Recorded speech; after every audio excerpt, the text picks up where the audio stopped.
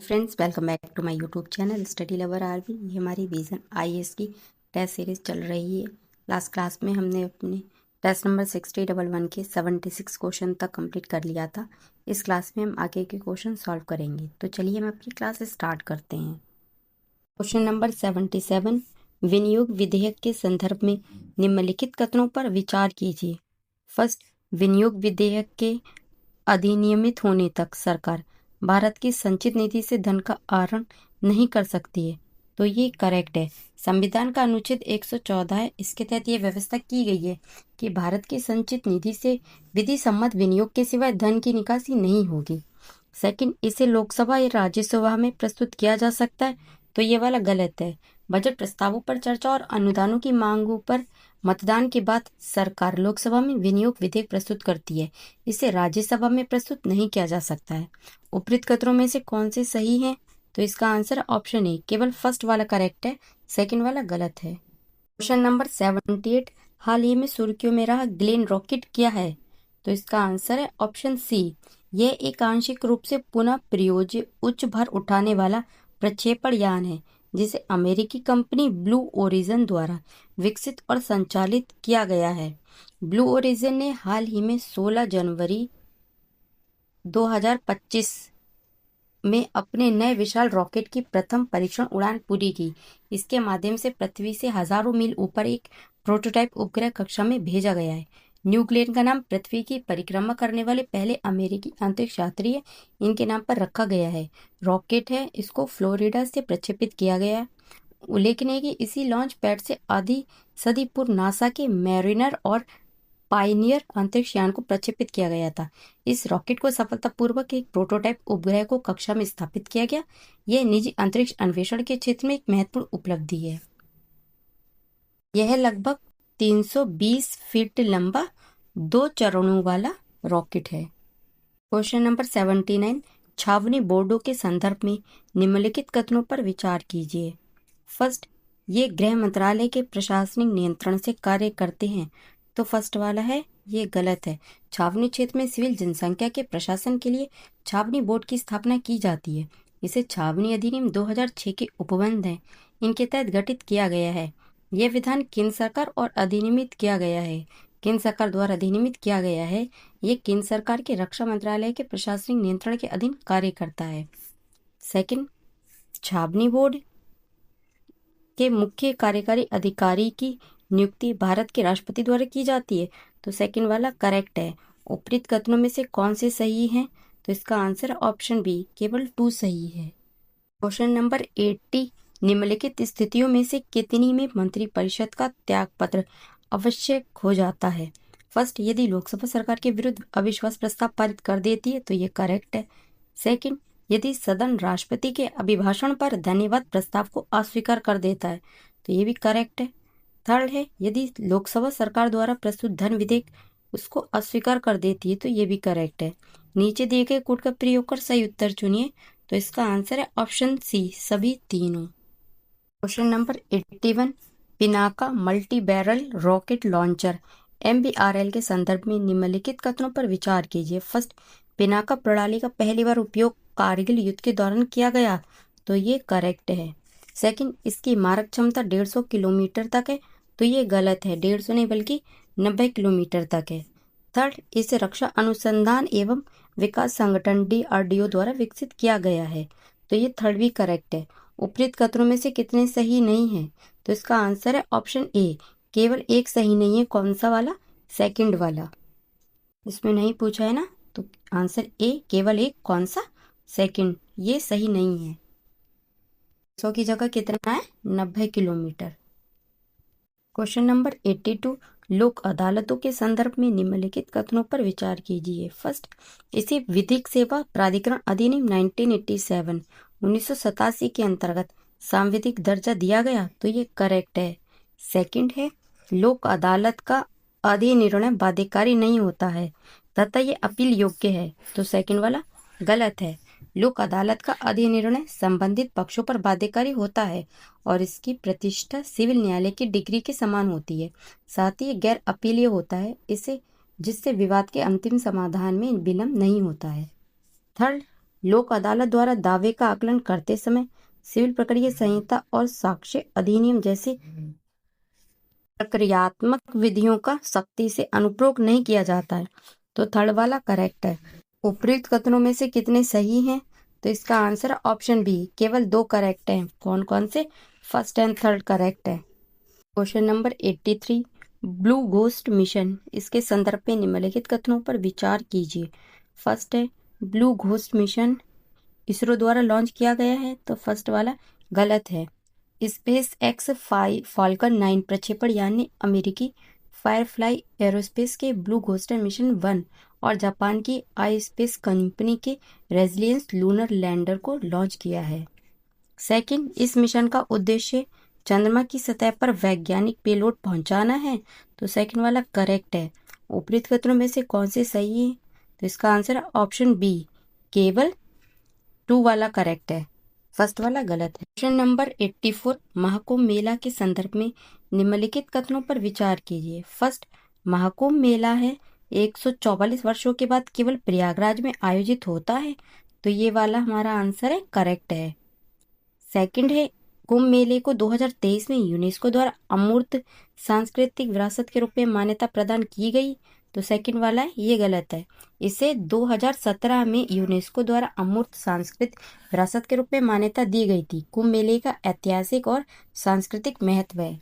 उपयुक्त कथनों में से कौन से सही है? तो इसका आंसर है ऑप्शन ए, केवल फर्स्ट वाला करेक्ट है, सेकंड गलत है। नंबर है 85, इलेक्ट्रॉनिक वोटिंग मशीन ईवीएम एक सरल इलेक्ट्रॉनिक उपकरण है जिसका उपयोग मतपत्रों और बक्सों के स्थान पर मतों को रिकॉर्ड करने के लिए किया जाता है। इस संदर्भ में निम्नलिखित कथनों पर विचार कीजिए। फर्स्ट, इससे अवैध मत है उनकी संभावना समाप्त हो जाती है, तो ये करेक्ट है। सेकंड, इससे मतगणना की प्रक्रिया द्रुत हो जाती है, तो सेकंड भी करेक्ट है। थर्ड, इसमें छपाई की लागत बहुत कम हो जाती है क्योंकि इस प्रक्रिया में प्रत्येक मतदान केंद्र में मतपत्र की केवल एक शीट की आवश्यकता होती है, तो थर्ड भी करेक्ट है। उपयुक्त में से कितने पारंपरिक मतपेटी प्रणाली की तुलना में ईवीएम के लाभ हैं? तो इसका आंसर है ऑप्शन सी, सभी तीनों। क्वेश्चन नंबर 86, निर्वाचन क्षेत्रों के परिसीमन के लिए परिसीमन आयोग नियुक्त करने की शक्ति निम्नलिखित में से किसे प्रदान की गई है? तो इसका आंसर है ऑप्शन डी, राष्ट्रपति। परिसीमन आयोग की नियुक्ति भारत के राष्ट्रपति द्वारा परिसीमन अधिनियम 2002 है, इसके प्रावधानों के तहत की जाती है।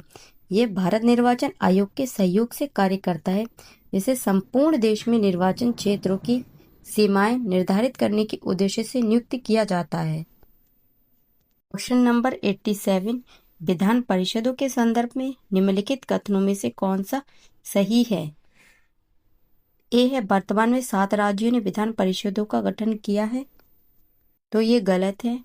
7 ने नहीं बल्कि 6 राज्यों ने विधान परिषदों का गठन किया है। सेकंड, विधान परिषदों में कोई नामनिर्दिष्ट सदस्य नहीं होते हैं, तो ये भी गलत है। सी है, विधान परिषद के 1/3 सदस्य राज्य के लोगों द्वारा प्रत्यक्ष रूप से चुने जाते हैं, तो ये भी गलत है। लगभग 1/3 सदस्य विधानसभा के सदस्य द्वारा चुने जाते हैं। 1/3 सदस्य राज्य की नगर पालिकाओं, जिला बोर्डों और अन्य स्थानीय प्राधिकरणों के सदस्य मिलकर बने निर्वाचक मंडल द्वारा चुने जाते हैं। इसके साथ ही 1/12 सदस्य शिक्षकों से मिलकर बने निर्वाचक मंडल द्वारा चुने जाते हैं और 1/12 सदस्य पंजीकृत स्नातकों द्वारा चुने जाते हैं। डी है, विधान परिषद की अधिकतम संख्या विधानसभा की कुल संख्या पर निर्भर करती है, तो डी वाला है, ये करेक्ट है। हमारा आंसर हो गया ऑप्शन डी, विधान परिषद की संख्या विधानसभा की कुल संख्या पर निर्भर करती है। विधान परिषद में राज्य की विधानसभा के कुल सदस्यों के 1/3 सदस्य अधिक सदस्य नहीं होने चाहिए और किसी भी स्थिति में 40 से कम सदस्य नहीं होने चाहिए। क्वेश्चन नंबर 88, भारतीय संविधान के तहत पंचायतों में सीटों के आरक्षण के संदर्भ में निम्नलिखित कथनों पर विचार कीजिए। फर्स्ट है, प्रत्येक पंचायत में अनुसूचित जातियों और अनुसूचित जनजातियों के लिए सीटें पंचायत क्षेत्र की कुल जनसंख्या में उनकी जनसंख्या के अनुपात में आरक्षित की जाती हैं, तो फर्स्ट वाला करेक्ट है। सेकंड, अनुसूचित जातियों और अनुसूचित जनजातियों के लिए आरक्षित सीटों में कम से कम 1/3 सीटें संबंधित श्रेणियों की महिलाओं के लिए आरक्षित की जाती है, तो ये भी करेक्ट है। थर्ड है, किसी राज्य का विधानमंडल पिछड़े वर्गों के पक्ष में किसी भी पंचायत में सीटों के आरक्षण का कोई प्रावधान कर सकता है, तो थर्ड भी करेक्ट है। उपरोक्त कथनों में से कितने सही नहीं है, तो इसका आंसर है ऑप्शन डी, कोई नहीं, तीनों सही हैं। क्वेश्चन नंबर 89, पारदर्शी निर्वाचन प्रक्रिया किसी भी कार्यशील लोकतंत्र के लिए महत्वपूर्ण है। निर्वाचन प्रक्रिया के संदर्भ में निम्नलिखित कथनों पर विचार कीजिए। फर्स्ट है, संविधान के अनुसार विघटित लोकसभा के अंतिम सत्र और नए सदन की पहली बैठक के बीच 6 महीने से अधिक का समय नहीं हो सकता, तो फर्स्ट वाला करेक्ट है।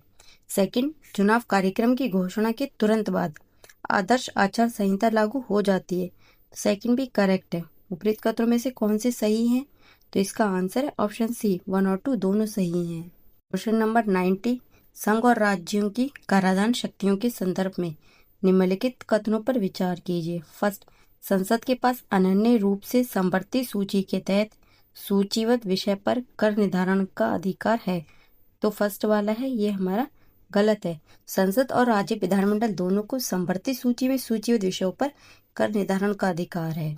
सेकंड, राज्य विधानसभाओं के पास तीनों सूचियों में से किसी भी स्पष्ट रूप से उल्लेख नहीं किए गए विषयों पर कर निर्धारण की शक्ति है, तो सेकंड वाला है ये भी गलत है। कराधान की अवशेष शक्ति अर्थात तीनों सूचियों में से किसी में भी सूचीबद्ध नहीं किए गए विषयों पर कर अधिरोपित करने की शक्ति संसद में निहित है। इस प्रावधान के तहत संसद ने उपहार कर, संपत्ति कर और व्यय कर अधिरोपित किए हैं। उपरोक्त कथनों में से कौन से सही हैं, तो इसका आंसर ऑप्शन डी, ना तो 1 ना ही 2। क्वेश्चन नंबर 91, संसद सत्र के सत्रावसान के संदर्भ में निम्नलिखित कथनों में से कौन सा सही नहीं है। फर्स्ट, सत्रावसान से लोकसभा के समक्ष लंबित विधेयक प्रभावित नहीं होते, तो ये करेक्ट है।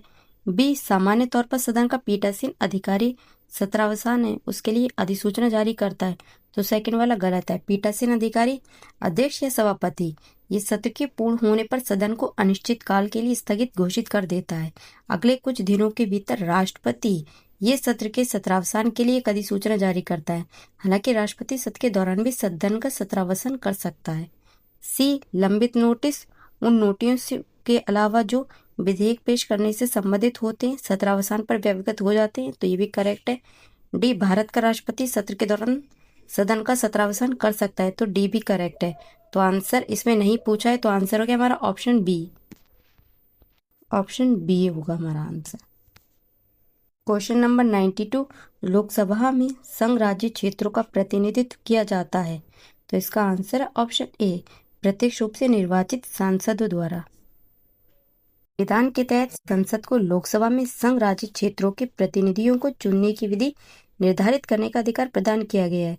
तदनुसार संसद ने संघ राज्य क्षेत्र लोकसभा प्रत्यक्ष निर्वाचन अधिनियम 1965 इसको अधिनियमित किया है। इस अधिनियम के अनुसार संघ राज्य क्षेत्रों से भी लोकसभा के सदस्यों को प्रत्यक्ष निर्वाचन द्वारा चुना जाता है। क्वेश्चन नंबर 93, निम्नलिखित कथनों पर विचार कीजिए। फर्स्ट, नियुक्ति के समय एक केंद्रीय मंत्री को संसद का सदस्य होना चाहिए, तो फर्स्ट वाला गलत है। एक मंत्री जो लगातार 6 महीने की अवधि के लिए संसद किसी भी सदन का सदस्य नहीं है वह मंत्री नहीं रहेगा। हालांकि ऐसा मंत्री संसद बने बिना 6 महीने की अवधि के लिए मंत्री के रूप में रह सकता है। सेकंड, संविधान केंद्रीय मंत्री को हटाने के संबंध में विवरण प्रदान करता है, तो सेकंड वाला करेक्ट है। उपरोक्त कथनों में से कौन से सही हैं, तो इसका आंसर है ऑप्शन बी, केवल 2 वाला करेक्ट है। फ्रेंड्स, आज की क्लास हमारी यहीं पे समाप्त होती है। आगे के क्वेश्चन हम नेक्स्ट क्लास में करेंगे। तब तक के लिए थैंक यू। जय हिंद।